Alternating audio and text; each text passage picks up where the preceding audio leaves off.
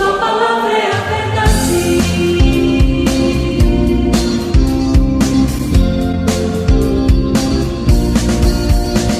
Nós vamos começar com a aula de hoje. Nas nossas duas primeiras aulas, na primeira principalmente, o som tá legal para vocês? Tá legal? Estou tendo a impressão de um eco aqui em cima do palco. Estão percebendo também um eco? Nas primeiras duas aulas, aliás, na primeira aula, e nós até comentamos na aula passada, nós falamos sobre aquele sistema de transporte que existia na cidade de Corinto, que transportava as embarcações de um porto para o outro. Vocês lembram o nome desse sistema? Dilcos, exatamente.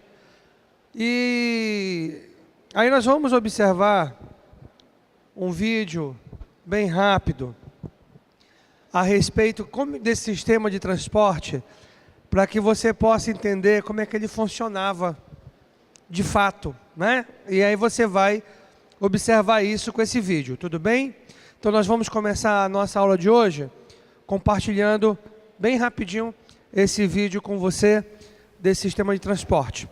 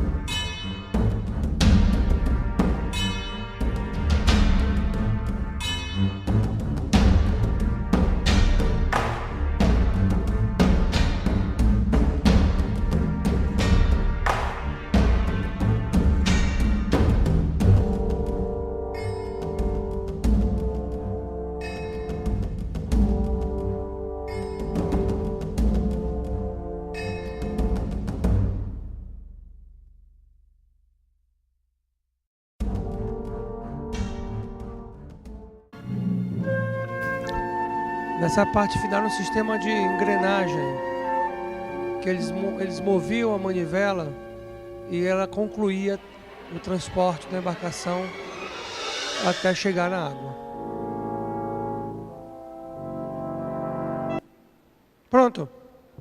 Só para você saber responder na prova, né? Ficou claro para você? Você tinha alguma dúvida ainda? Ficou mais claro? Deu para você compreender como é que funcionava? Nós vamos dar uma olhada bem rápida em parte da aula da semana passada. E aí nós vamos continuar de onde nós havíamos parado. E aí nós vamos olhar alguns pontos mais rápidos naquela revisão da aula anterior. E outros nós vamos demorar um pouquinho mais, né? Para aqueles pontos, obrigado, viu?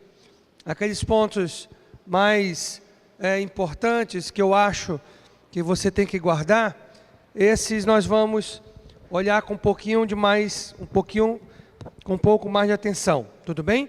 Então vamos relembrar bem rápido parte da aula da semana passada, para você não ficar perdido, não é?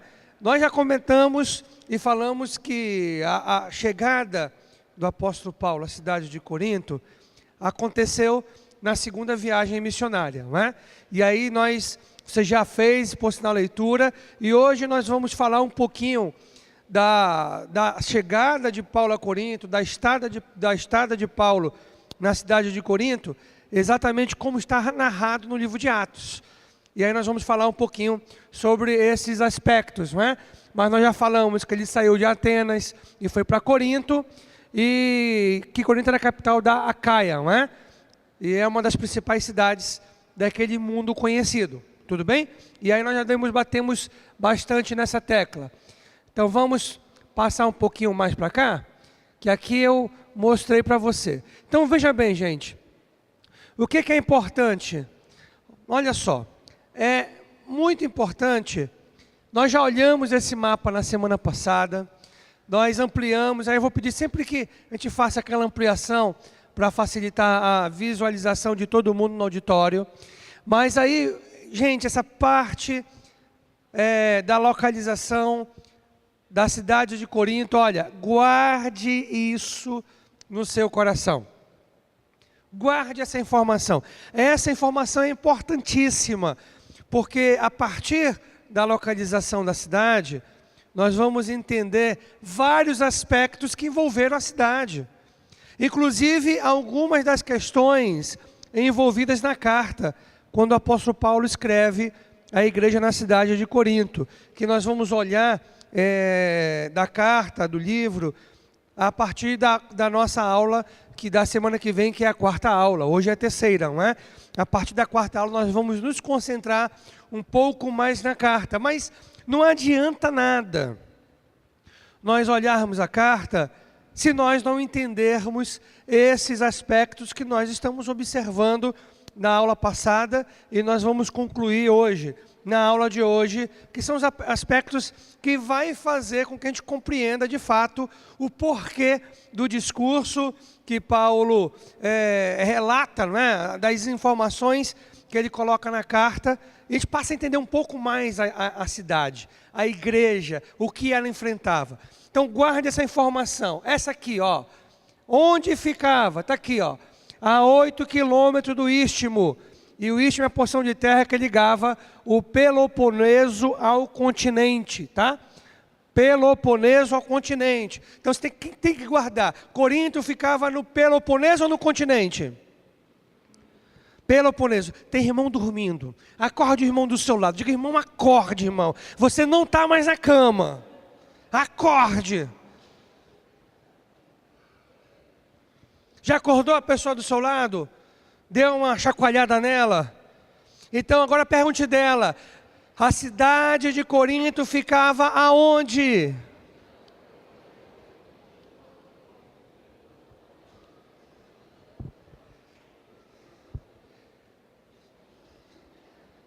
Já começou a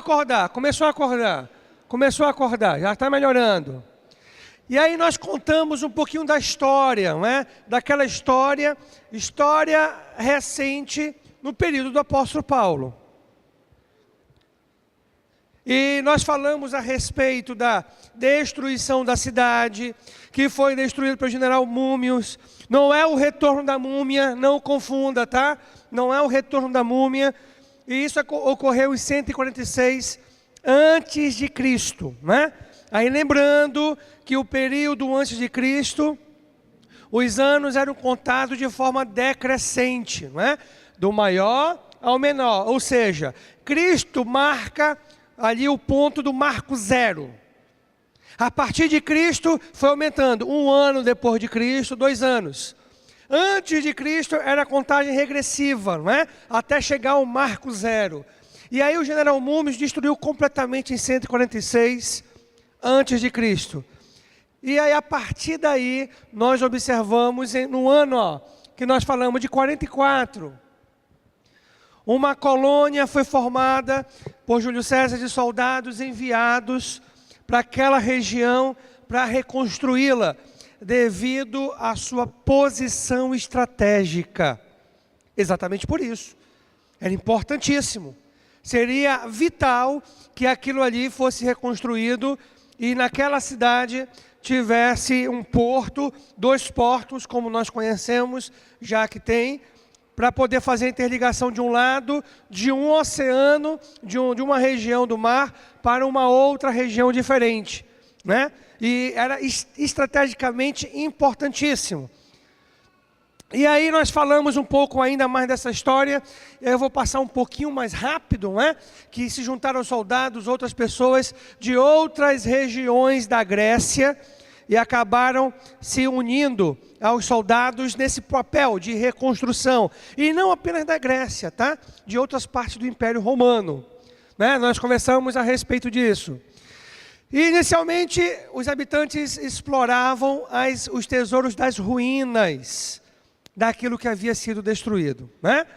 Isso nós conversamos na semana passada. Vamos passar essa parte da história que nós observamos direitinho. Faça essa parte também que já olhamos. Não vou perder tempo nisso aqui hoje. Eu queria mais lhe falar como curiosidade, não é? Também a parte baixa não vou olhar aqui. Aqui, já falamos disso. Gente, o que é importante você pegar dessa parte? A posição era estratégica porque, além de ser o ponto de passagem do norte da Grécia ao sul da Grécia, que era o Peloponeso, né? Tinha que passar pela cidade de Corinto. No Peloponeso não existia apenas a cidade de Corinto, não. Aquela região é enorme. Corinto era a cidade que ficava mais próxima ao istmo, aquela ponta que liga o Peloponeso ao continente. Então quem vinha do norte da Grécia para a região do Peloponeso, tinha que passar pela cidade de Corinto. Aí tinha a cidade de Olímpia, tinha a cidade de Esparta, né, que existia no Peloponeso, entre outras cidades, tá? Entre outras cidades. Então, tenha isso em mente. Além disso, de ser essa passagem norte-sul, também servia de ligação leste-oeste. Lembra disso? Do porto de Cencreia para o porto de Licaion, através do sistema que nós observamos de Dilgos. E aí nós conversamos sobre isso, e esse é um ponto importante, não é? Porque quem vinha da Palestina, quem vinha da Ásia, as embarcações que iam para Roma, era normal essa viagem. Era uma viagem normal, que acontecia com frequência. Usava esse sistema de Dilgos que nós conversamos, que era transportado de um porto para o outro, né? E isso dava a devida importância. Outro ponto importante aqui, vamos verificar. Já falamos a respeito dessa parte, também disso aqui. Aqui. Por sua localização, Corinto passou a ser uma das principais cidades do Império Romano. Alguns a consideravam como a segunda principal cidade. Depois de Roma, né, se tornou a cidade de Corinto. Vamos passar mais um pouquinho. Já falamos desse sistema de Dilgos. Olha, você tem que conhecer esse sistema de Dilgos, não esqueça isso. Então vamos ver se você lembra de fato. Olha só, eu quero olhar com você esse mapa. Nós não precisamos ampliar esse mapa, não é? Você lembra dele, não lembra? Se você está enxergando mal daí, aqui está, ó, Corinto, nesse ponto vermelho. Todo mundo está enxergando esse ponto vermelho? Todos estão enxergando? Estão enxergando? Estão enxergando? Ó, aqui está, nesse outro ponto, ó, a cidade de Atenas. Foi dessa cidade que o apóstolo Paulo saiu em direção à cidade de Corinto. Ok? Lembra disso? Tudo bem? Aí aqui, ó, para você, se você quer ver mais, ó, aqui eu coloquei Esparta, eu deixei aqui nesse mapa, e aqui Olímpia, tá? Só para que você entendesse que na região do Peloponeso não existia apenas a cidade de Corinto. Qual é o nome dessa região aqui, ó? Qual é o nome dessa região? Vamos aqui observar. Então olha só, aqui está a cidade de Corinto. E aí o que nós conversamos semana passada? Olha gente, qual é o nome do porto que fica desse lado? O lado ocidental. Qual é? Eu escutei gente falando sem creco, ia dar um cascudo santo, olha. De novo, qual é? Lecaion, está aí, olha. Lecaion, não esqueça disso, gente. É importantíssimo você lembrar desses pontos. Olha, na prova, você vai ter que lembrar. Você vai ter que lembrar disso na prova. Não tem jeito, viu? Você vai ter que lembrar disso na prova. Ok? Então decore isso aí, olha. Lecaion, próximo porto. Qual era o nome do porto que ficava pro lado oriental? Cencreia. Ó, lado oriental vem de oriente, lado ocidental de ocidente. Então você vai lembrar, para a região da Palestina ficava Cencreia, para a região de Roma ficava Lecaion, ok? Então vamos lá, Cencreia, tudo bem, não é Lacraia não, tá? É Cencreia. Agora deixa eu perguntar de você. Qual era o nome desse golfo? Aqui, que ficava no porto de Lecaion. Golfo de Corinto. Vocês estão olhando aí no papel, então? Ah! Eu achando que tudo vinha da ponta da língua, olha. Eu estava aqui radiante. Estava radiante. Mas pode olhar agora. Daqui a pouco a gente vai fechar o caderno, viu? Daqui a pouco a gente vai fechar o caderno. Se esse era o Golfo de Corinto, esse outro golfo aqui, qual era o nome dele? Qual era? Sarônico. Isso aí, Golfo Sarônico, não é? Bom, Golfo Sarônico está nessa região que vai para o Oriente, não é isso? E aí nós temos outra parte, não é? Nós temos o quê? Olha só, para cá o Mar Adriático. Por que eu coloquei nessa direção o Mar Adriático?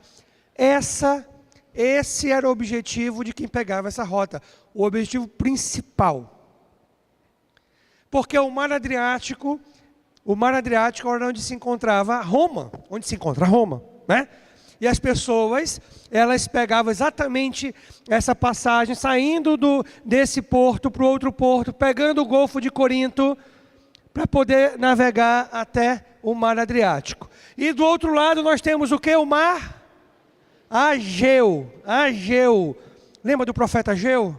Você não vai esquecer mais, é o Mar Ageu, né? Ageu, o Mar Ageu. E aí, para nós terminarmos esse ponto aqui, eu mostrei para você esses aspectos. Olha, as pessoas que vinham do porto de Cencreia para o porto de Lecaion, ok? Vinha do Mar Ageu, pegava o Golfo Sarônico, aí pegava o porto de Cencreia, a embarcação entrava no sistema de Dílcos, que como você viu no vídeo, e era transportado. Agora você entendeu porque existia uma quantidade enorme de escravos em Corinto?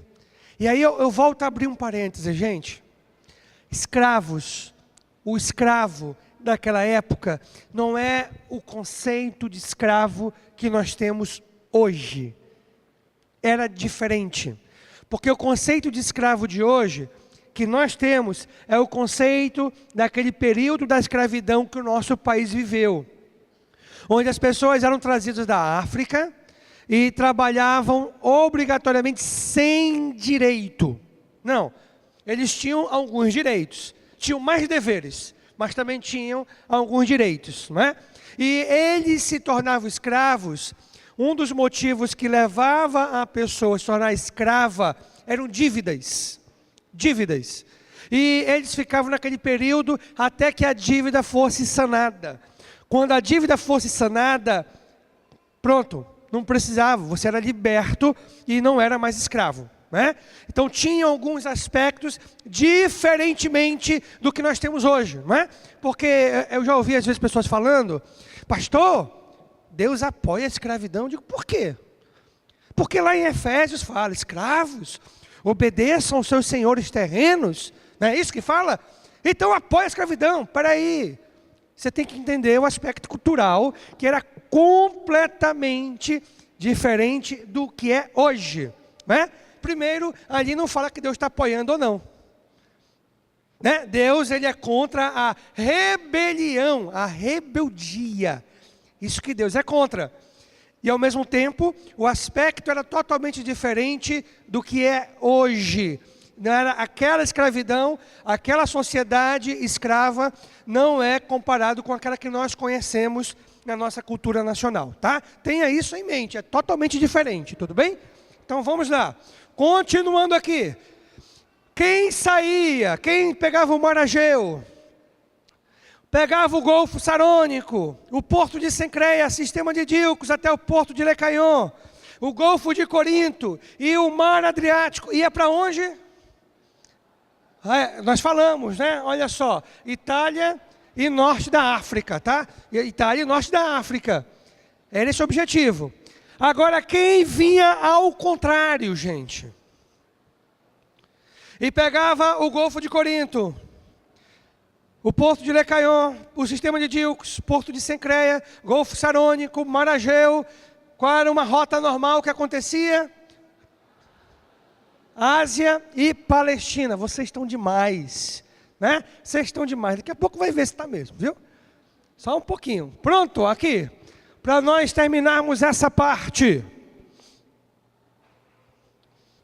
Para nós terminar essa parte. Aí eu comentei com você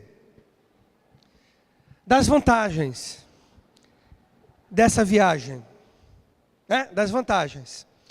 E aí você precisa entender que nós estamos falando de um período onde as embarcações não eram como nós temos hoje. Hoje nós temos grandes transatlânticos, diferente do que era naquela época.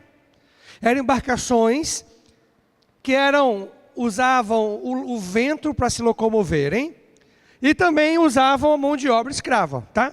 Tinha essas duas coisas. O vento parava, vamos lá, pessoal, bota o remo na água.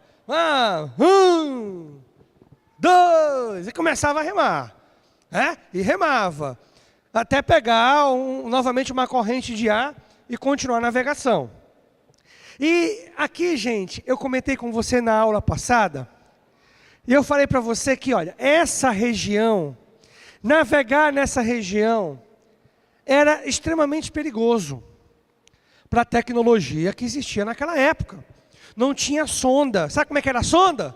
Era o seguinte, coloca aí a âncora, coloca aí, ou um objeto amarrado na corda. Agora puxa, 15 braças. Andou um pouco, coloca de novo, 12 braças. Epa, tá chegando a margem, né? Tá chegando aí. Vai bater de novo, 10 braças. De novo, 8 braças. Para, joga a âncora antes que bata nas pedras e aconteça alguma coisa, porque a gente não está vendo o que está embaixo, né? Então era tudo manual. Hoje tem GPS, tem sensor, né? Tem todo tipo de instrumento que vai facilitar a navegação, diferente do que era naquela época, não existia isso. Então navegar nessas águas, nessa região, era algo extremamente arriscado. Por isso, da posição estratégica da cidade de Corinto, gente. Porque através do sistema de edílicos, esse problema estaria resolvido. Não precisaria correr riscos, não é? E navegar por essa parte para atravessar do Mar Egeu e até o Mar Adriático. Não precisa passar por essa parte perigosa. E além disso, tinha uma economia de tempo. E nós falamos, não é? E essa economia de tempo aqui, olha só. Reduzia 321 quilômetros na viagem. Olha, 321 quilômetros hoje não é muita coisa não. Mas naquela época era muita coisa. Muita coisa. Com o sistema de embarcação que nós temos hoje, a motor, todo o sistema equipado, hoje vai legal. Mas gente, vou dar um exemplo para você. Final da década de 80, quando ia fazer uma viagem, eu lembro quando eu era criança, meu pai me levou ao Janauacá.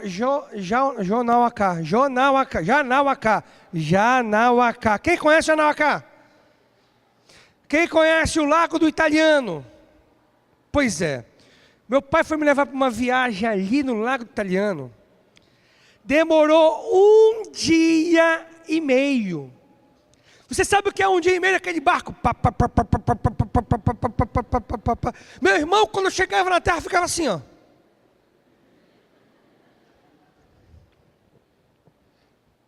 Aquela viagem era tediosa, não acabava. Aquilo me agoniava. Falta muito papai Smurf. Estamos chegando, meu filho, né? E pronto. Hoje, se você for fazer essa viagem, em quanto tempo? Em quanto tempo que você acha que é? Parando nos pontos. Parando nos pontos dá mais ou menos 2 horas e meia. O Jander está por aí? 3 horas, Jander? 3 horas. Que ele já fez a viagem, que o pai dele mora para aquela região. 3 horas. Parando. Vai, para um pouquinho, desce um pouquinho, entra um pouquinho, continua. Para, desce. 3 horas. Eu demorava 18 horas quando era criança.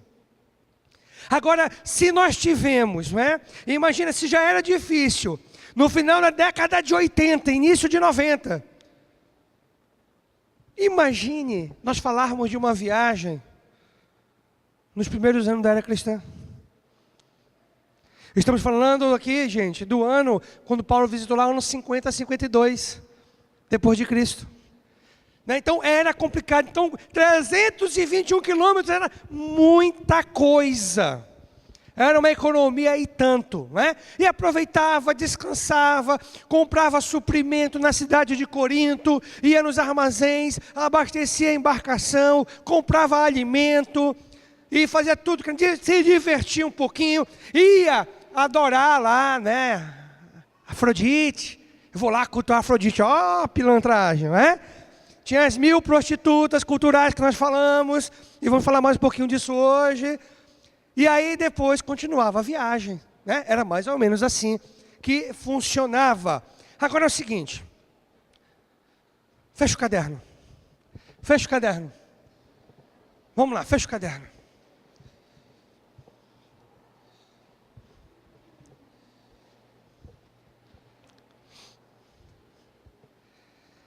Vamos ficar em pé.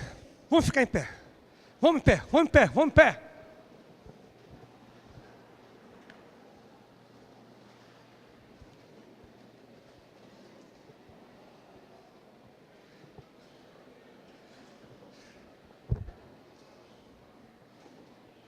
Aproveite e se alonga aí, se alonga. Isso, já. Então vamos lá. Ó, norte, sul, norte da Grécia, Peloponeso, leste, oeste.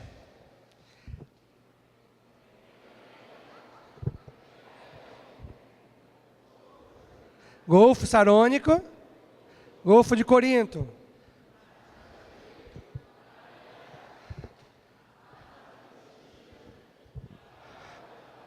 Olha só, vocês são demais. Olha o tamanho da cabeça do seu irmão do lado. Isso é inteligência. Vamos lá, agora todo mundo. Vamos lá.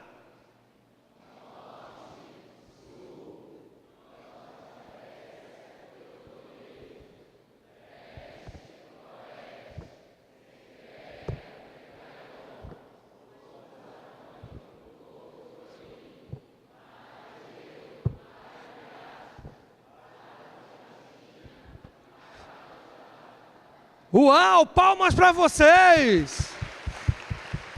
Pode sentar, pode sentar, pode sentar. Com gesto é mais fácil, não é? Com gesto é mais fácil. Então, olha só, gente, presta atenção. Na nossa aula de hoje, eu vou continuar esses aspectos gerais. E aí também nós vamos falar de alguns relatos. Relatar como é que foi a chegada a Corinto do apóstolo Paulo e como é que foi esse período que lá ele ficou. Como eu percebi que na semana passada eu peguei uma caçamba de 18 metros cúbicos, cheguei aqui e descarreguei em vocês muita informação, então na aula de hoje, nessa parte 3, uma parte dessa aula, nós vamos tratar com mais detalhes de parte do que nós vimos na aula passada, viu? Sempre eu vou fazer assim com vocês, não é? Para poder ajudar a fixar melhor aquelas informações que são extremamente importantes, né? E aí nós vamos dar uma olhada com mais calma, olhar mais alguns detalhes que acabou passando devido à quantidade de informações na aula passada. Então, eu quero começar falando, e aí, essa parte, eu acredito que já está ficando bem massificada na sua mente, que é exatamente da divisão, falamos do aspecto social, daqueles aspectos, não é? E no aspecto social, nós falamos que a cidade era dividida em duas partes, né? Até nós chamamos, não é isso? Parte e parte. Acrópole e... Mas agora você vai lembrar. Agora você vai lembrar, tudo bem? Então olha lá comigo, olha lá. Primeiro nós temos a cidade alta. E na cidade alta ficava a Acrópole, não é? Ou cidade alta, o nome na verdade é Cidade Alta ou Acrópole, que ficava no Monte Acro Corinto, que aí nós vamos botar aqui novamente, para você não se perder. E do outro lado, Cidade Baixa, ok? Cidade alta e cidade baixa, não é isso? E aí nós temos o que nessa cidade alta? Ela ficava, a Acro Corinto, aí eu mostrei para você aquela imagem. E aquela imagem, na verdade, é apenas para que a gente pudesse entender de como existia essa questão das divindades, a quantidade de deuses que era adorado por esse povo. Esse povo da Grécia Antiga. E aí eu mostrei para você na aula passada aquela imagem, não é? E falei para você que estaria disponibilizado no site os slides. A partir de terça-feira, semana passada. Eu acredito que foi colocado, né? Foi colocado, o Panda confirmou, foi colocado. E se você quiser, você pode até pegar a imagem e salvar a imagem com você, tá? No seu material dessa matéria que nós estamos observando. Na Cidade Baixa, ela ficava situada entre os dois portos, né? Então, Cidade Alta, Cidade Baixa. E aí aqui nós falamos, inclusive, a Acrópole, não é? A Acrópole, que era situado no Monte Acro Corinto, que ficava a 570 metros acima do nível do mar. E aqui situada entre os dois portos, habitadas por soldados e pessoas do templo, e aqui nós temos o que? Habitadas por civis. Entre esses civis, uma grande quantidade de escravos. Os civis que habitavam nessa parte de baixo eram os comerciantes. Eram os que trabalhavam nesse sistema de edílicos, né? Eram os que habitavam essa parte baixa da cidade. e uma quantidade grande de escravos, porque os escravos trabalhavam principalmente nesse transporte de um porto para o outro, não é? Então, ó, cidade alta, cidade baixa, ok? Acre, Corinto, entre os portos. Soldados e trabalhadores do templo, civis. Tudo bem? Ok? Tudo bem aí? Legal isso aí? Cidade alta, cidade baixa. Acre, Corinto, entre os portos. Soldados e trabalhadores do templo, civis. Só isso, tá? Cidade alta, cidade baixa. Acre, Corinto, entre os portos. Soldados e trabalhadores do templo, civis. Pronto, somente isso. Fácil, moleza, né? Moleza. E aí, como eu havia falado para você na semana passada, e aí nós observamos que esse era o número aproximado. 500 mil pessoas, estima-se que 500 mil pessoas habitavam na cidade de Corinto. Era muita gente, não é? Era muita gente. E dessa quantidade de pessoas, estima-se que 2/3 eram escravos. 2/3 eram escravos. Uma quantidade muito grande de escravos. É por devido ao trabalho que existia na cidade, não é? Que era um trabalho puxado e não era tão simples assim, né? Mas essa era a sociedade. E aí também, na semana anterior, nós falamos um pouquinho. Aí, veja bem, eu não estou deixando você escrever muito, porque isso aqui tudo nós falamos na semana passada, não é? Por isso que eu não estou deixando você escrever muito. Aí nós falamos um pouco do aspecto econômico. E aí eu conversei com você e falei com você que, na verdade, o que mais movia a economia da cidade era pelo fato de Corinto ser um corredor de mercadorias. As pessoas chegavam de um porto, iam para o outro e vice-versa. Você imagina o que isso não trabalhava, não influenciava no comércio. Eram pessoas o tempo todo. Era o tempo todo gente chegando, gente de fora, um barco atracando, e precisava comprar mercadoria, comprar material, comprar suprimento. Então você imagina, né, como aquilo não se tornou um corredor de transações, um corredor de comércio, porque a pessoa precisava reabastecer a embarcação. E a própria tripulação precisava de um refrigério, de um descanso, né? E isso tudo acontecia na cidade de Corinto, né? Devido a essa ligação pelo sistema de Díocos dos portos. Aí eu conversei com você também que nesse aspecto econômico, além desse movimento, desse corredor de negociações, existia também a questão do plantio. A cidade, o solo da região era um solo fértil. Então se plantava, se colhia, vendia o que era plantado. Agora você imagina unificando isso, o do útil ao agradável. Plantou, colheu, levou para a cidade, vendeu para as pessoas das embarcações como suprimento para a continuação da sua viagem, né? Então, era uma coisa beneficiando outra. Eles não precisavam exportar a produção. Não era nem comum isso. Mas eles podiam usar a produção para alimentar o comércio local que era movimentado por esse sistema de díocos e movimentado pelas pessoas que vinham de um lado para o outro, né? E podia ser usado dessa forma. Devido a isso tudo, nós olhamos que a cidade possuía um ponto estratégico no cenário mundial e era uma cidade extremamente rica devido a esse ponto estratégico, essa localização estratégica. Por isso que era tão habitada. Por isso que Áquila e Priscila escolheram Corinto quando saíram de Roma. Eles não queriam para um lugar que não teria condições financeiras de sobreviver.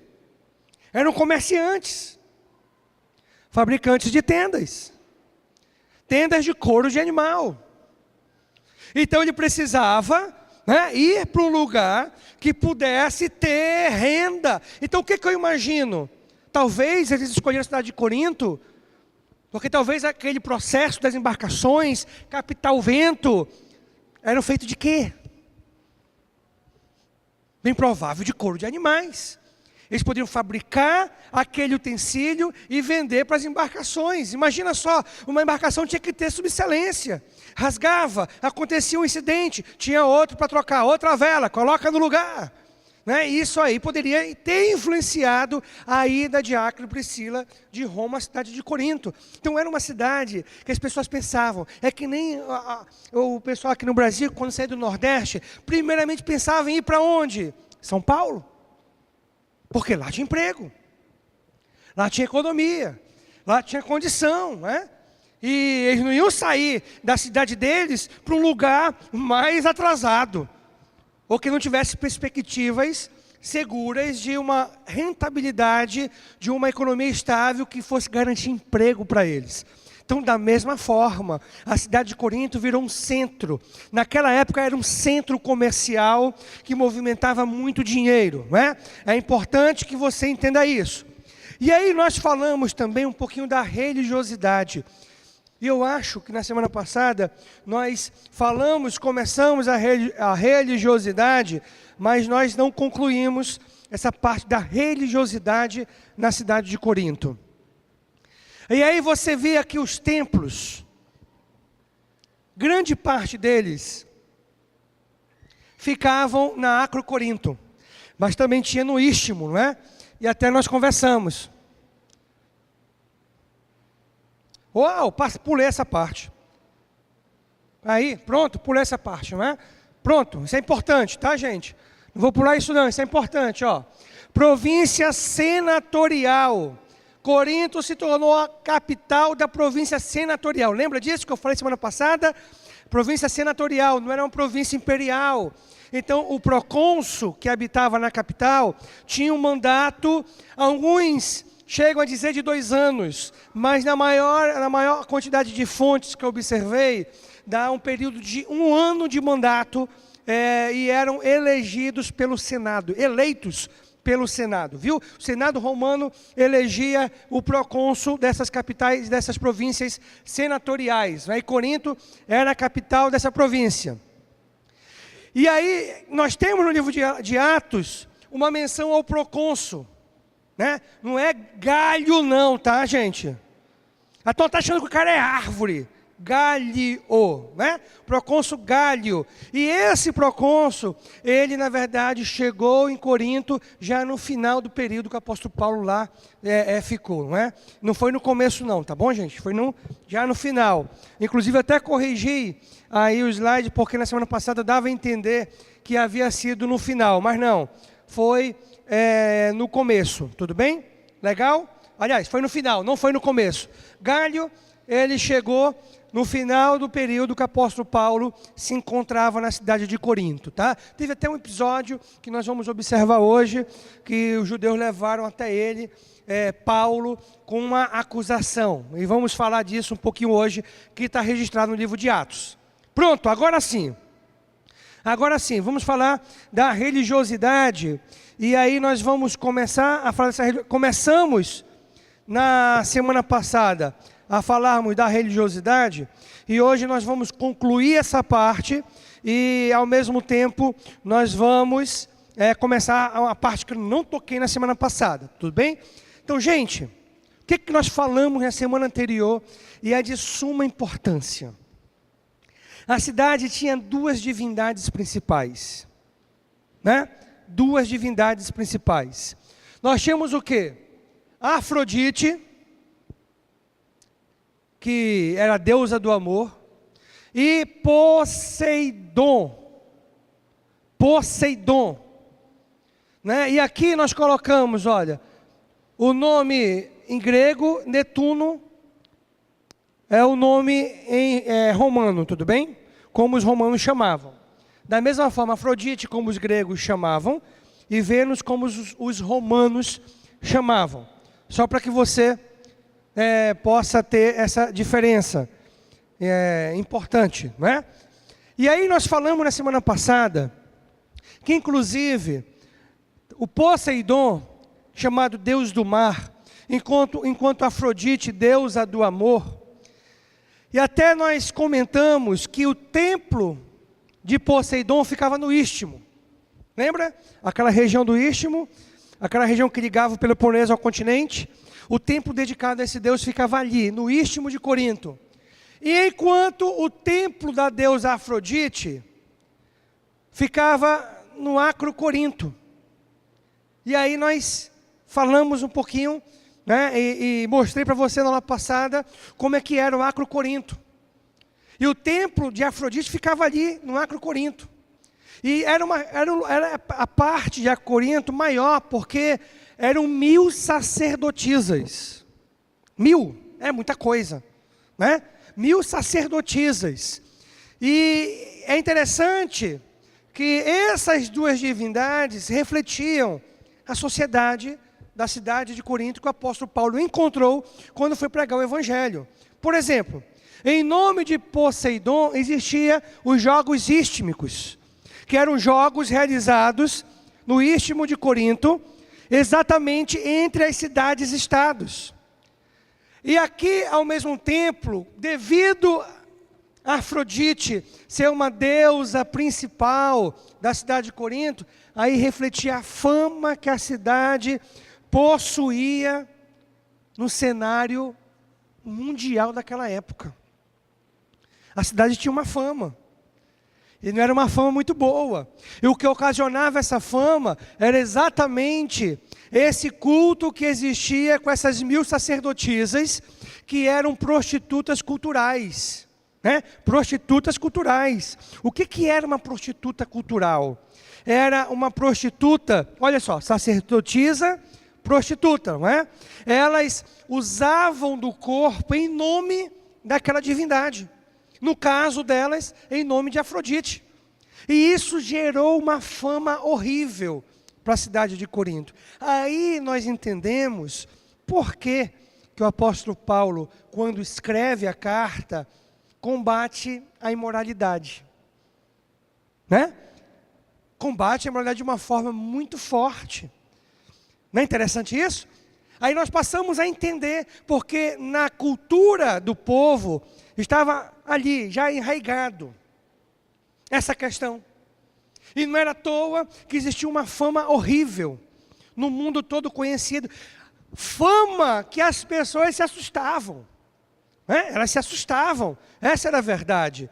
Elas se assustavam com o que acontecia, com o que chegava aos seus ouvidos a respeito da cidade de Corinto.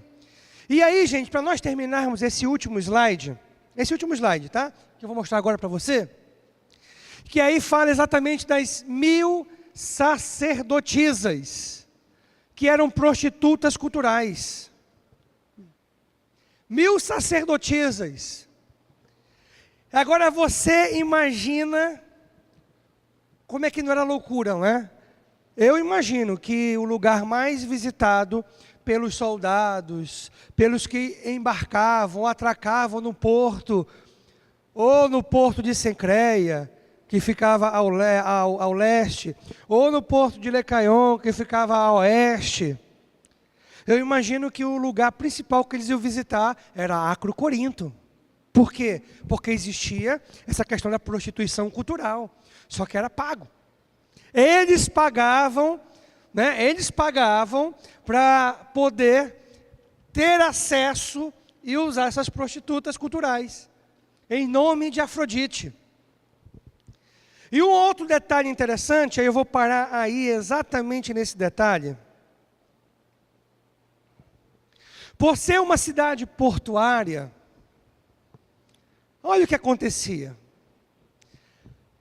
Você imagina que os males se amplificavam, porque existia impunidade. Porque olha só o que acontecia. Eu estou hoje, amanhã eu não estou na cidade.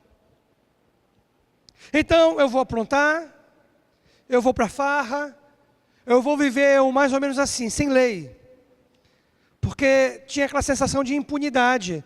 Eu estaria hoje e amanhã não estaria. Então acabava que isso ampliava, né? Ampliava os males, os delitos e outras coisas mais que aconteciam na cidade, porque existia um sentimento de impunidade.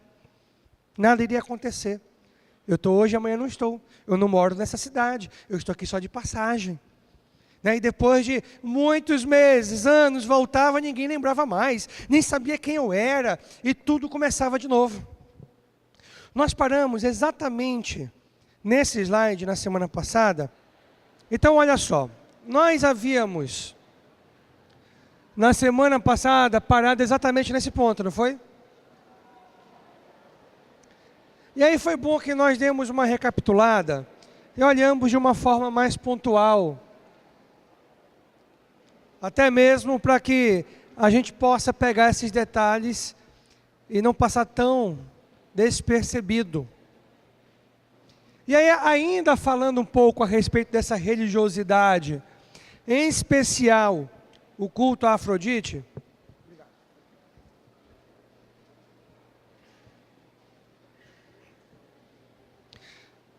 Em especial o culto a Afrodite, ainda tem mais algumas observações, não é, a respeito desse culto a Afrodite.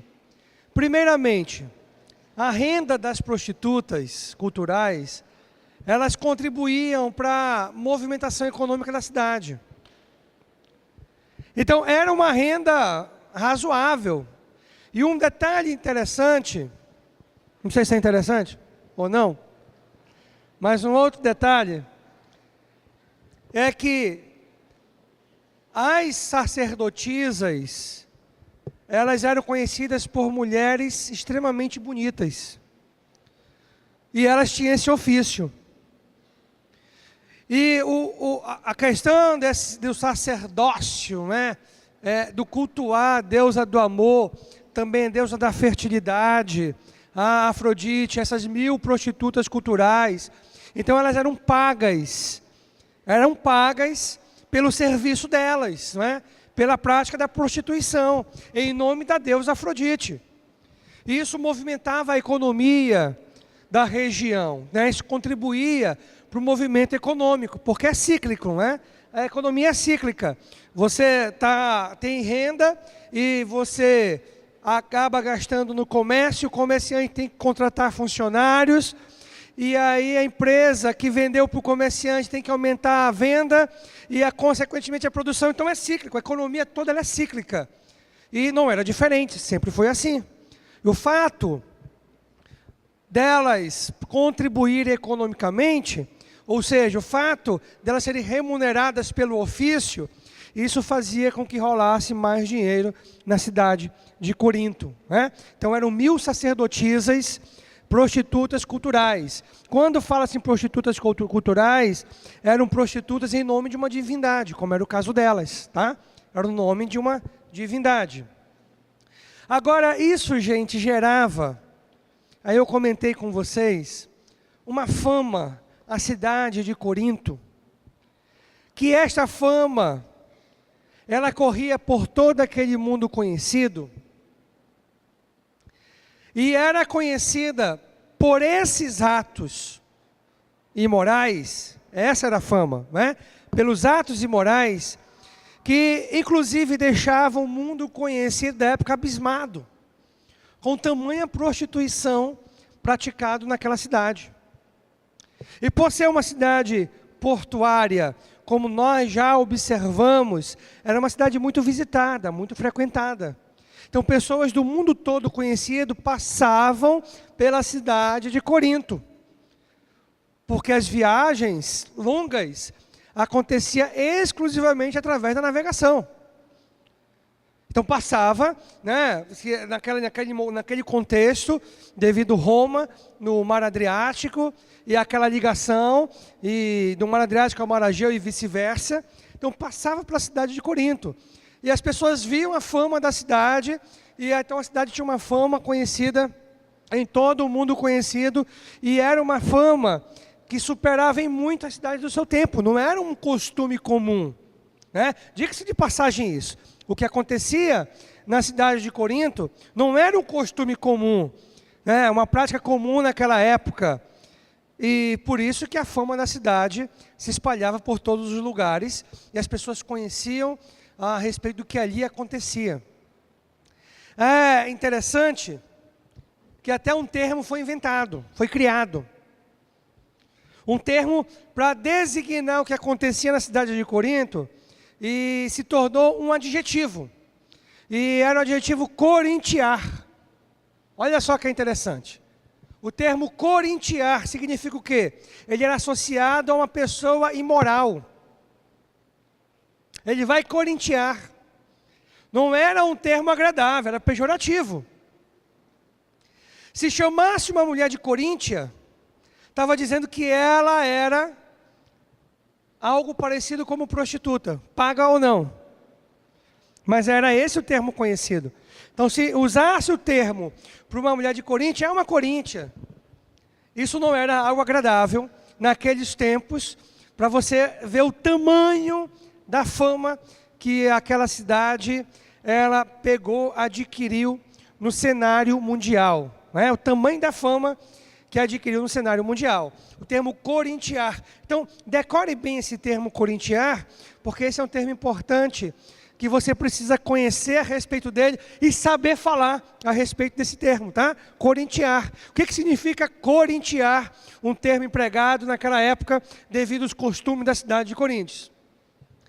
Agora que nós olhamos esses aspectos gerais, que nós observamos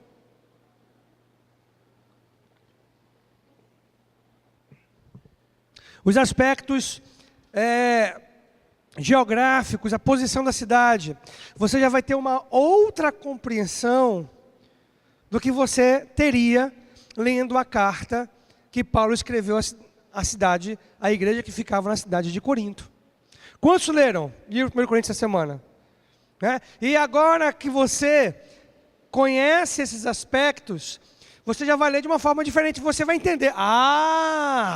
Agora eu entendi. Agora faz sentido.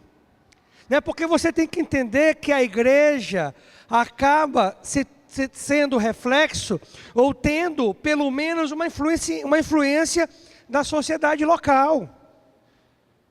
Acaba tendo uma influência da sociedade local. Então, os dilemas da sociedade, nós enfrentamos na igreja, gente. Nós enfrentamos. Então, a nossa sociedade de hoje é marcada pela banalização do casamento, marcada pelo movimento homossexual. Esses dois dilemas que a sociedade enfrenta, que não era comum há algumas décadas passadas, acaba vindo para dentro da igreja. E acaba que dentro da igreja, a igreja é pressionada a ter como comum.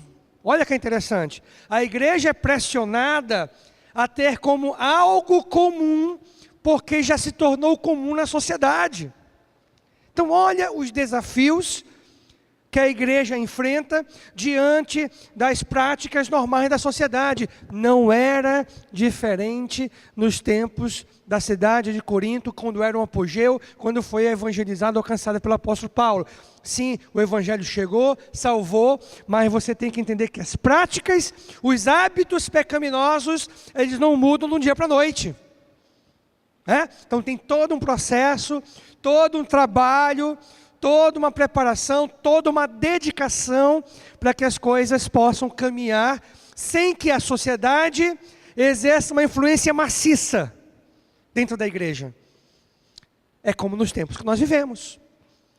Tem que ter todo um cuidado, todo um preparo, toda uma estratégia para que a influência da sociedade não se torne maciça, apagando a lâmpada, não é? Apagando a luz que a igreja brilha hoje no mundo. A igreja é que mostra o caminho para Jesus.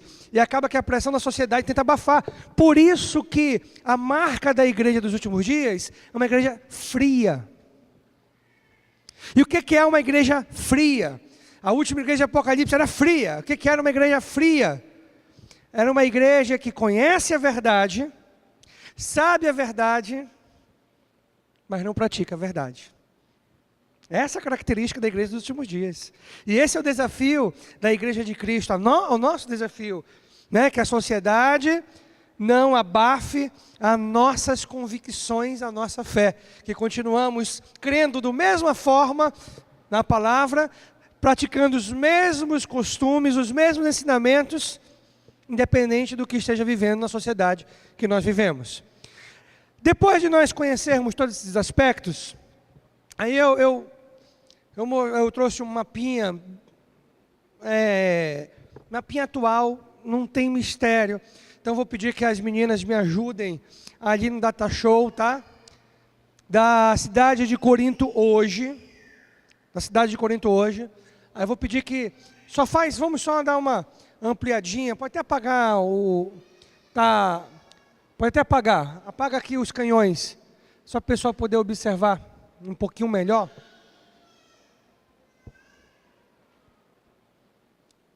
Olha só, enquanto ela está apagando os canhões, que ela está procurando, não é? Como que apaga, estou esperando alguém apagar. A cidade de Corinto está bem aqui, ó. Olha, nesse ponto. Por que eu trouxe esse mapa? Olha, aqui é o Istmo. Olha o Istmo de Corinto. Olha aqui o Golfo de Corinto, olha, continua com aquele mesmo nome, não é? Mar Egeu, para cá o Mar Adriático. Claro que mudou foi alguns países aqui nessa região, né? Esses países mudaram alguns. Aqui está a Turquia, naquilo que nós vemos na nossa Bíblia como Ásia. Aqui está a Turquia, não é? E aí, gente, olhando aqui um pouquinho, ó, por que eu trouxe isso aqui para você? Tá? Aí está aqui a cidade de Corinto, tá? Aqui está o Istmo. Acho que só isso que vale a pena mostrar. Está aqui Atenas, ó Atenas. Hoje Atenas é uma cidade, a principal cidade da Grécia. Naquele tempo, primeiro você tem que entender que nos tempos que o apóstolo Paulo lá chegou, não era mais Grécia. Era qual o nome da província? Qual é o nome da província? Acaia, né? Acaia. Esse é o nome da província, Acaia. E aí, é importante você compreender isso, tá? Nós usamos, muitas das vezes, norte da Grécia, sul da Grécia, porque era Grécia anteriormente e depois voltou a ser Grécia, tá? Por isso. Mas Roma, a estratégia era perder a identidade local. E para isso mudava o nome e tinha algumas outras estratégias mais. Mas o nome havia sido mudado para Acaia, província da Acaia, tá bom? Ok? E aqui, olha só, o que é importante aqui? A cidade de Corinto foi destruída num terremoto em 1858, recentemente, no século XIX. E aí, pastor, acabou. Ela foi reconstruída a 6 quilômetros do local anterior. Ela foi reconstruída depois a 6 quilômetros do local anterior. Para ser destruída e reconstruída era uma coisa que já aconteceu algumas vezes naquela região, 2.000 anos depois, Múmios havia destruído em 146 a.C., quase 2.000 anos depois, foi destruído dessa vez por um terremoto. Aí foi reconstruída a 6 quilômetros do local. Se você colocar na internet, você vai observar muitas ruínas, gente, muitas ruínas antigas na cidade de Corinto. Do templo Poseidon, você vai observar, do templo Afrodite, da cidade baixa, ruínas na Acro Corinto e ruínas na cidade baixa. É um sítio arqueológico riquíssimo, riquíssimo, que tem muitas coisas preservadas, inclusive tendo até mesmo noções quase que exatas, porque é difícil falar exatas, de como é que funcionava a estrutura social da sociedade daquelas épocas, né? E com o que é encontrado, dá para ter essas noções, tudo bem? Bom, essa última parte da nossa aula, nós vamos observar, aqui ó, Paulo, na verdade não é em Coríntios, não é? Coríntios é o nome do livro. Paulo em Corinto, Você pode corrigir, tá? Corrija no seu aí, se você for corrigir no... Não pode corrigir também no DataShow, mas vai ter que corrigir todos, são vários slides, não vale a pena. Corrige você. Aí, Paulo em Corinto, tudo bem? Na cidade de Corinto. E aí nós vamos observar, o mais ou menos, e o capítulo 18 relata, do livro de Atos, como é que foi esse período que o apóstolo Paulo passou na cidade de Corinto, como é que ele chegou na cidade, para onde ele foi depois da cidade de Corinto, não é? Alguns aspectos bem interessantes que vale a pena te mencionar, que eu acho bem legal. Primeiro aspecto que eu botei aqui para você, olha, Paulo chegou a Corinto depois que saiu da cidade de Atenas. Aquela viagem dele, saiu de Atenas, foi para a cidade de Corinto. E claro, foi uma viagem náutica, não é? Não foi uma viagem por estrada, não foi por terra. Na verdade, pegou um navio que saía da cidade de Corinto, da cidade de Atenas, e estava indo para a cidade de Corinto. E ali ele desceu. Em que porto? Em que porto ele desceu? Olhando essa expectativa. Vindo de Atenas, que porto que ele parou? Cencreia. Olha só como vocês são demais. Vocês são inteligentíssimos. Cencreia, não é? Cencreia, porque não tinha como ir para o porto de Lecaion através de Atenas. Não tinha como isso. Então, para vir de Atenas, parava no porto de Cencreia. E quando Paulo chegou na cidade de Corinto, ele ficou um período de 1 ano e meio, aproximadamente, que correspondeu aos anos de 50 a 52 depois de Cristo. 50 a 52 depois de Cristo. Aí talvez você chegue a perguntar, como é que chegou a essa idade, tá? E essa idade é uma idade precisa, tá, gente? Bom, eu falo precisa, que é fácil de mensurar. Nesse sentido. Por quê? Por que Priscila e Áquila pararam na cidade de Corinto? Vieram de Roma. A história diz, aí tem um historiador romano, muito conhecido, chamado Suetônio, que viveu durante o período de Diocleciano, aproximadamente no ano 112 depois de Cristo. Ele escreveu que no 12º ano do reinado de Cláudio expulsou todos os judeus de Roma.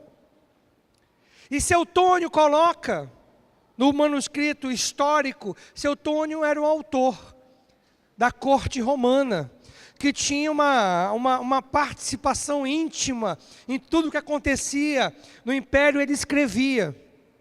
Mas durante um tempo ele perdeu um pouco o crédito que tinha, e ele perdeu o privilégio de estar vagando pela corte romana, e aí foi quando ele se dedicou à história, A história, buscar relatos históricos, registros históricos, e fazer se tornar um registro mais claro para gerações futuras.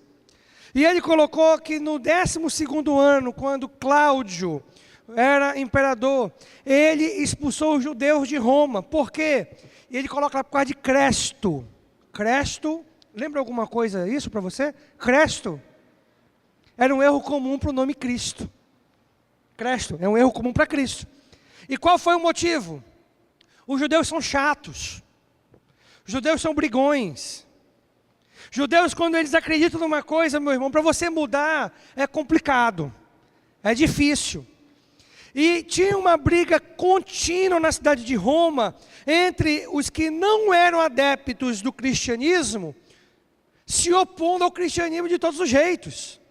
E os judeus faziam confusões, levavam aos tribunais, e faziam barraco, faziam confusões de todos os jeitos. Por isso que Cláudio os expulsou de Roma.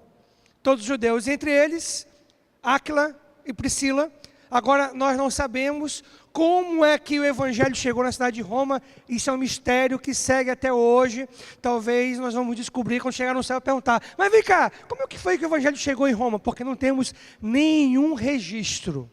Não temos nenhum registro nos livros históricos, nas escrituras, que comentam a respeito da chegada do evangelho em Roma. Mas nós sabemos que o evangelho estava em Roma, não foi à toa que o apóstolo Paulo mandou uma carta para eles, enviou-os uma carta, não é? A carta aos romanos, aos crentes que ficavam na cidade de Roma.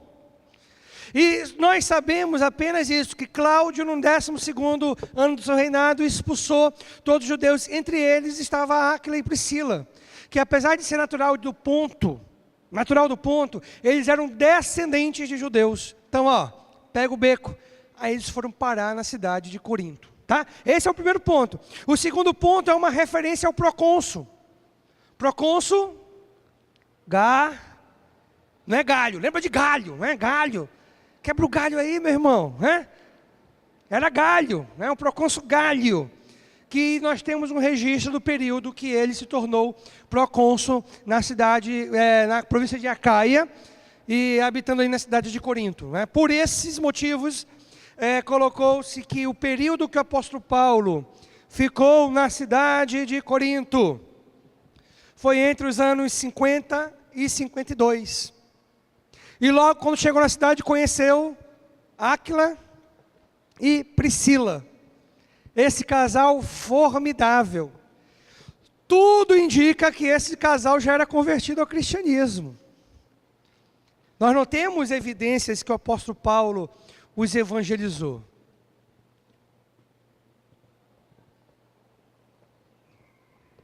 Provavelmente eles chegaram de Roma à cidade de Corinto, já tendo Jesus como Senhor das suas vidas. E Paulo foi trabalhar, olha só as afinidades, não é? Eles trabalhavam, eles tinham o mesmo ofício, construtores de tendas. Então eram tendas feitas com couro de animal. Se não me falha a memória, principalmente com couro de cabra. E aí eles construíram aquelas tendas. E o apóstolo Paulo, por ter, inclusive essa é uma imagem do apóstolo Paulo fazendo tendas, então suponha que aqui nós temos Áquila, Priscila e o apóstolo Paulo confeccionando tendas.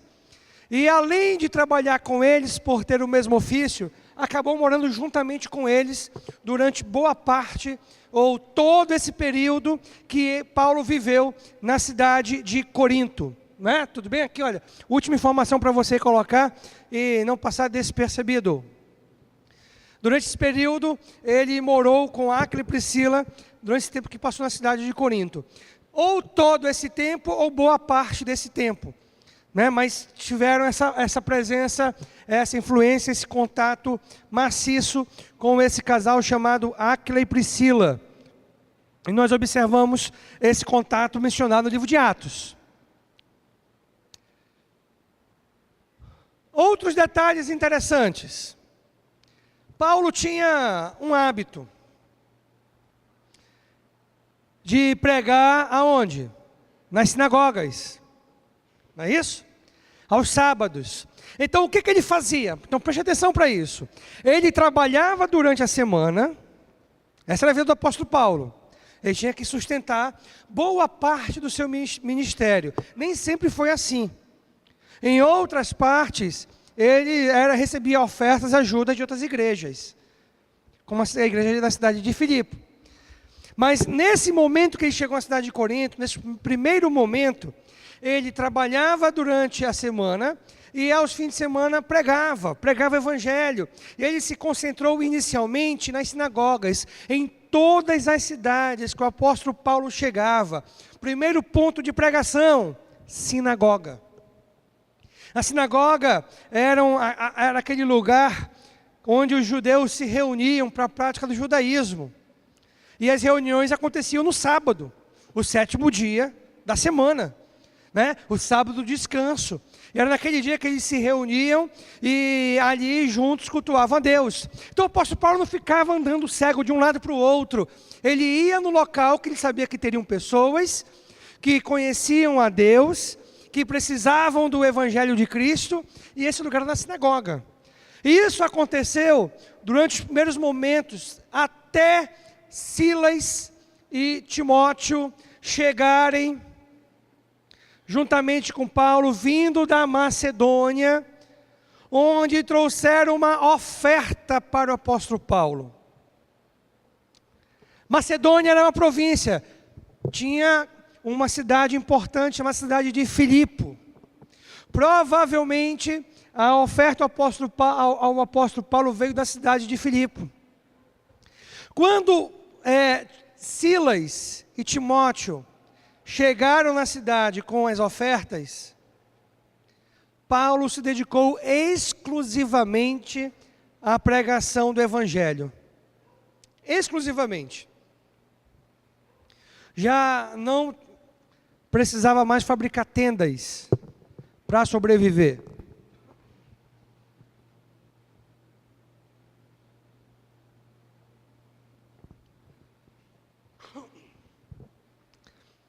Ele viveu das ofertas que foram enviadas e foi pregar. E pregou inicialmente aos judeus. Judeus, descendentes de judeus, era o público-alvo dele, as pessoas que ele tinha em mente, nesse primeiro momento. Opa, aqui gente, olha, como mudou a formatação? Aqui é pregação. Paulo se dedicou exclusivamente à pregação, tá bom? Vamos ver se mudou essa outra aqui também. Que aí, se mudou essa outra, vai complicar. Vai passar um pouquinho? Se você aumentar só a fonte é o suficiente. Ela volta para o normal.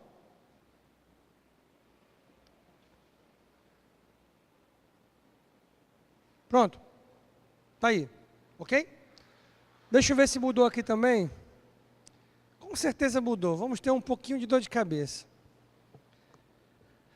Ele pregou inicialmente a judeus. Aí nós observamos que os primeiros convertidos das pregações do apóstolo Paulo, Tício, chamado Justo, que era gentil,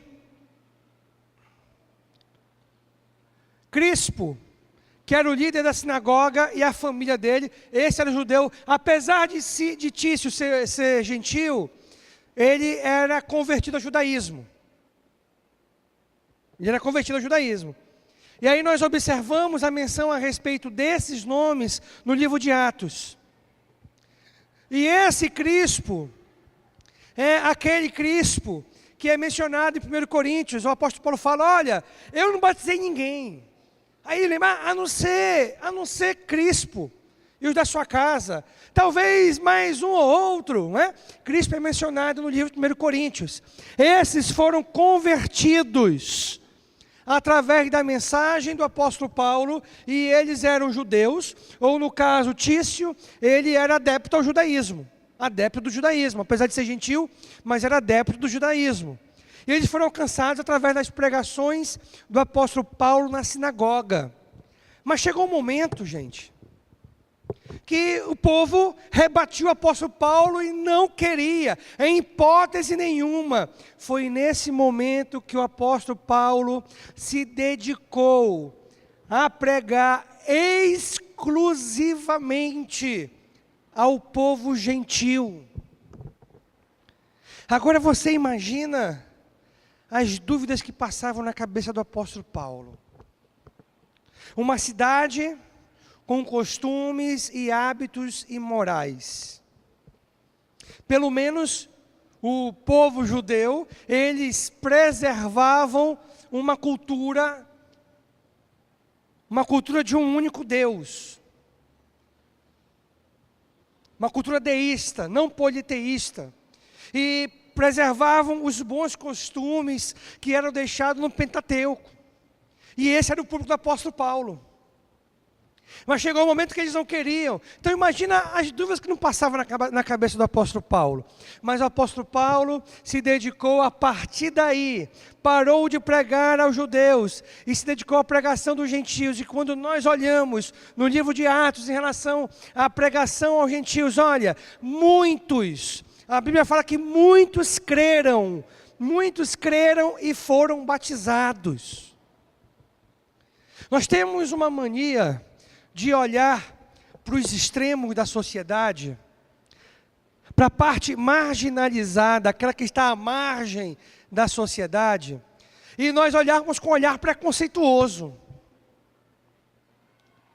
Eu imagino que o apóstolo Paulo também teve essa luta. Você acha que as coisas foram assim tão fáceis para ele? De forma nenhuma. Existiam muitas dúvidas ainda. Prova disso é que ele mesmo, enquanto esteve na cidade de Corinto, fez um voto de Nazireu.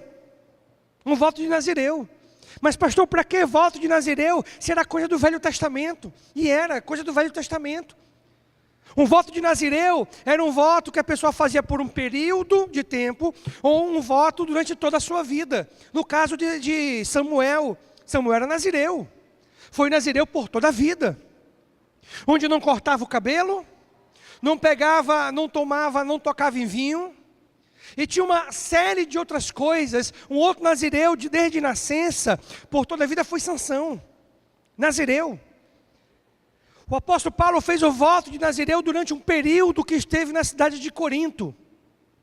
Durante esse período. E no final do voto, a pessoa tinha que raspar a cabeça completamente. O cabelo crescia por um período, a barba crescia, imagina, parecia um bicho. Cabelo grande, barbado, parecia um leão, a juba, não é? Do leão. Aí quando acabava aquele voto, ele raspava completamente, não é? Ficava sem cabelo, ficava careca e sem barba. Mudava da água para o vinho. Então eu imagino que muitas dúvidas passaram na cabeça dele. Medo, dúvida, será? É isso? Não é? Não é? E tantas outras coisas. Mas quando ele passou a pregar aos gentios, muitos creram.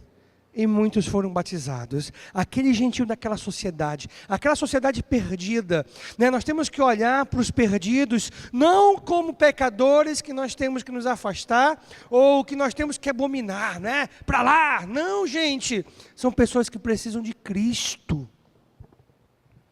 São pessoas que não tiveram a mesma oportunidade que você, de conhecer a Jesus, de fazer parte de uma boa igreja. E se tivessem tido a oportunidade que você teve, talvez a vida delas seriam completamente diferente, bem provável. E talvez teriam aproveitado até mais do que você aproveita.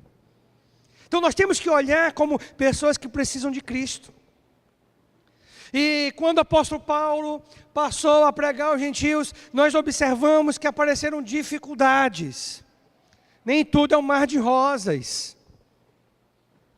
Não existe um mar de rosas. Vem dificuldades.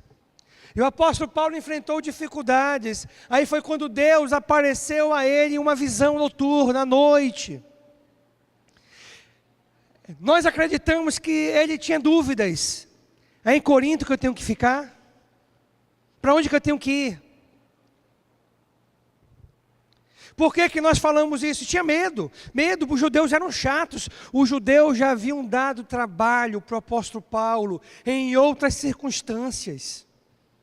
Já tinha sido um grande empecilho para a pregação do evangelho através do apóstolo Paulo. Ele já havia fugido de cidades por causa dos judeus. Gente, lembrem-se, em Atos relata que ele foi apedrejado fora da cidade e dado como morto. É possível que ele tenha morrido. É possível. Não é improvável isso. E Deus trouxe a vida de novo.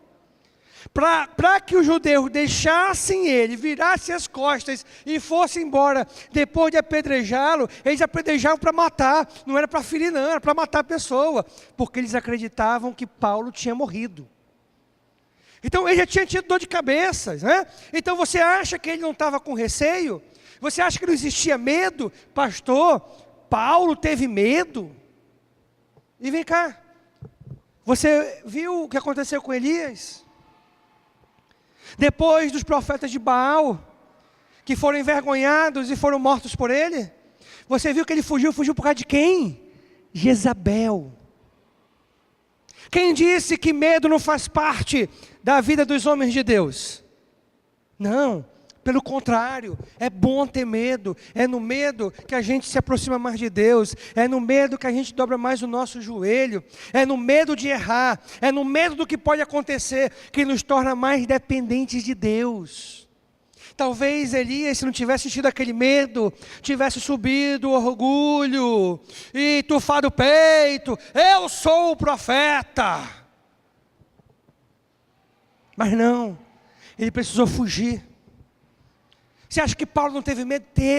Teve medo, porque Deus falou, não tenha medo. E falou mais, continue pregando. Não tenha medo. Deus disse para que ele continuasse pregando, porque tinham muitas almas naquela cidade. Tinham almas naquela cidade. Pessoas que seriam alcançadas naquela cidade. Pessoas que precisavam do Evangelho de Cristo e moravam naquela cidade.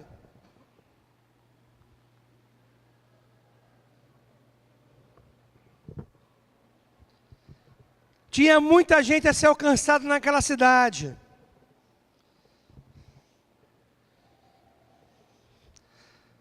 Nós olhamos para isso hoje e nós queremos que Deus também apareça em visão. Mas o apóstolo Paulo não tinha o Novo Testamento como nós temos hoje.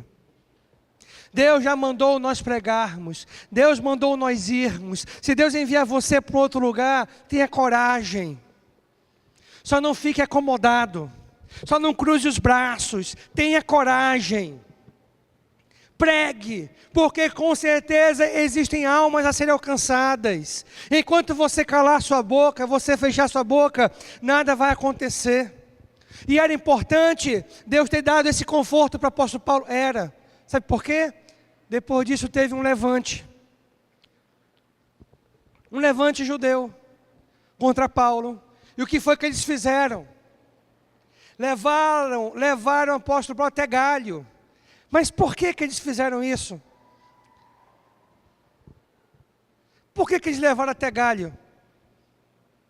Porque Galho era o novo procônsul que estava chegando. Já estamos falando do final do período em que o apóstolo Paulo viveu na cidade de Corinto. Galho era o novo procônsul que estava chegando. O procônsul inicial nós não temos registro de quem foi no livro de Atos. E quando os judeus viram o novo procônsul chegando, foram tentar persuadir esse procônsul para ele não ia querer constranger, não ia querer bater de frente com os judeus. E o que eles fizeram? Foram até Galho para tentar afrontar o apóstolo Paulo, tentar expulsar o apóstolo Paulo dali. E o que aconteceu? O que aconteceu é que eles acusaram o apóstolo Paulo, e a acusação era... Qual era a acusação? Olha, este homem está persuadindo. Este homem está persuadindo. Este homem está fazendo, está dizendo para nós adorarmos o nosso Deus de uma forma contrária à lei. É importante você entender que os judeus, apesar de ser uma nação dominada pelos romanos, os romanos, para ter a simpatia deles, deram a eles a liberdade religiosa, porque não tinha como você tirar a religiosidade judaica. Isso era impossível. Todas as províncias do império não tinham essa liberdade religiosa que os judeus possuíam. Então qual era a tentativa dos judeus junto ao procônsul Galho? Olha, eles estão indo contra a lei. Ele está indo contra a lei, falando de um Deus que nós não temos, que é proibido. Essa era a tentativa dos judeus que ali estavam na cidade de Corinto contra o apóstolo Paulo. E aí o que aconteceu? O resultado disso, Galho ignora completamente o pedido dos judeus, ao ponto de expulsá-los do tribunal. Ele era o procônsul, ele era a autoridade máxima na cidade, na província da Acaia, cuja capital era a cidade de Corinto, onde o procônsul habitava. As questões eram julgadas ali em Corinto, pelo próprio procônsul Galho. E Galho, quando ele viu que não tinha nada a ver, não tem nada a ver, eu não tenho nada a ver com a lei de vocês, com o que está escrito no livro de vocês, esse homem não fez nada demais, vou embora daqui, e mandou expulsá-los. Quando os expulsou, o que foi que eles fizeram? Os judeus espancaram Sóstenes. Sóstenes era o atual líder da sinagoga judaica que lá existia. Crispo era o líder anterior. Crispo era o líder anterior que se converteu ao cristianismo, deixando o judaísmo. Aí o novo líder se levantou, Sóstenes era esse novo líder. Agora, por quê? A pergunta é, por que espancaram? Aí fica no ar, nós não sabemos o porquê. Talvez, pensando nas possibilidades, eu não acredito que Sóstenes foi espancado, porque Sóstenes virou cristão. Eu acho que mais provável é que ele tenha sido espancado porque frustrou, ele não foi persuasivo, ele não conseguiu representar o povo judeu que lá estava diante do procônsul, mas provável tenha sido isso. Por ter envergonhado o povo judeu, que levou uma causa, e essa causa foi ignorada por Galho. Eu acho que mais provável é que algo parecido com isso tenha acontecido, mas nada resultou e nada aconteceu. Eles foram expulsos e depois, finalizando já, depois desse acontecimento, Paulo ficou mais um tempo na cidade de Corinto, até que ele partiu, e aí ele foi para onde? E olha que interessante, no livro de Atos fala de onde ele partiu. Cencreia. Lá fala, partiu de Cencreia, partiu do porto de Cencreia, porque lógico, para pegar o porto de Lecaion ele tinha que ir para a Itália ou para a África, né? Não para outro lugar, ou para outra parte da Europa, também poderia ter sido. E eles partiram para a cidade de Éfeso com Áquila e Priscila, se tornaram seus cooperadores nesse primeiro momento e juntamente com eles foram para a cidade de Éfeso. E quando chegou no porto de Cencreia, o apóstolo Paulo raspou a sua cabeça, porque era o final do voto de Nazireu que ele havia feito. No porto de Cencreia. Em Atos relata esse raspar da cabeça. Pronto. Terminamos essa parte. Acabe de copiar que tem as perguntas. Então vamos lá. Primeira pergunta é essa aí, olha só. Anote aí que a gente vai passando juntos, tá? Cite 2 aspectos importantes sobre a posição estratégica de Corinto. Aí, vai tirar foto, deixa encher então o slide. Aí tu tira uma foto só. Senão tu vai gastar filme. Lembra do filme? Quem é do tempo do filme? Cite 2 aspectos importantes sobre a posição estratégica de Corinto. Não tem outro. Isso aqui? Pois é, tá, legal. Então, esses 3 foi semana passada, né? Agora tem completo. Até aí foi semana passada, foi isso? Foi? Então vai para o quarto agora. Descreva sobre as 2 partes da cidade.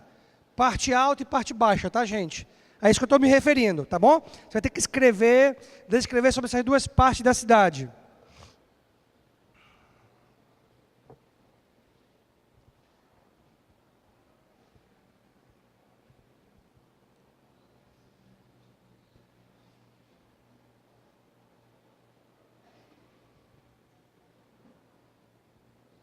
Quinta pergunta. Por quanto tempo e em que período Paulo permaneceu em Corinto?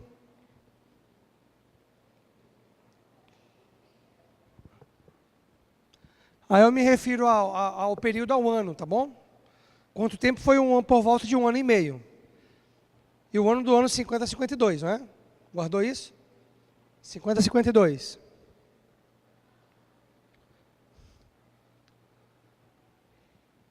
Pergunta número 6.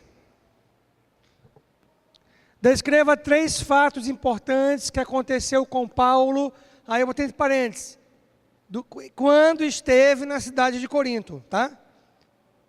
Quando esteve na cidade de Corinto. Aí tem tantas coisas que nós conversamos. Ele teve a amizade de Áquila e Priscila. Ele, depois de ter sido rejeitado para os judeus, ele foi pregar aos gentios. Foi levado ao procônsul Galho.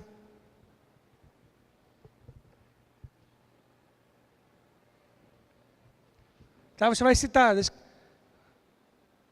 Os fatos importantes que aconteceram, é relatado em Atos, tá? Esse fato é relatado em Atos, tudo bem? Copiaram tudo ou não?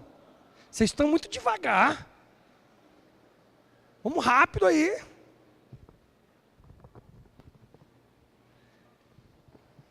Olha aí, a Beth já copiou tudo, olha.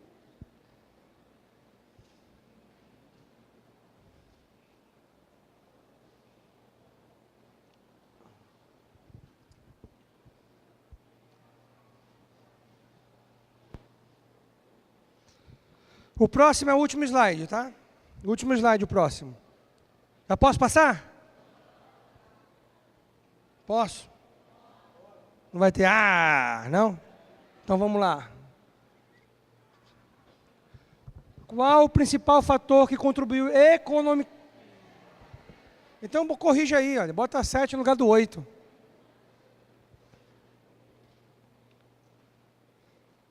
O 7 é uma pergunta da sua mente. Qual é o principal fator que contribuiu economicamente para a cidade? Qual o principal fator que contribuía economicamente para a cidade? Aí eu me refiro aos portos, aos Dilcos, tá? Nesse sentido. Próxima. Quais as 2 divindades principais da cidade? Poseidon e Afrodite, não é? É importante você saber que o templo de Poseidon ficava no Istmo, de Afrodite na Acro Corinto. É importante que existiam os jogos istmos em homenagem a Poseidon. As 1000 prostitutas culturais. Tá aí, olha. Como surgiu o termo corintiar? Agora, olha só, deixa para você uma coisa importante. Você não faz as tarefas, depois você se dá mal na prova. Eu passei uma leitura, não foi, para você? Toda semana vamos ler de novo o livro de Coríntios, até a última semana. Entendeu? Você lê muito mais, só são 16 capítulos. E a maioria deles são pequenos. Então, olha só. Eu coloquei isso aqui, ó, leia. Eu passei isso aqui semana passada? Passou? Então tira, dividir por assunto. Se você não dividiu por assunto, você divida agora, tá? Mas se você já dividiu, só faça ler de novo. Olha só, gente, nós estamos na 3ª aula. Para a 4ª aula tem que ter a 2ª leitura. Para a 5ª aula, a 3ª leitura. Para a 6ª aula, a 4ª leitura. Nós vamos ler 4 vezes o livro de 1 Coríntios todo. Entenderam disso? Aí lá no dia, na prova final, vai estar lá. Você leu 4 vezes o livro de 1 Coríntios? Você vai marcar. Eu li 3. Nadou e morreu na beira da praia. Tem que ser 4. Tá bom?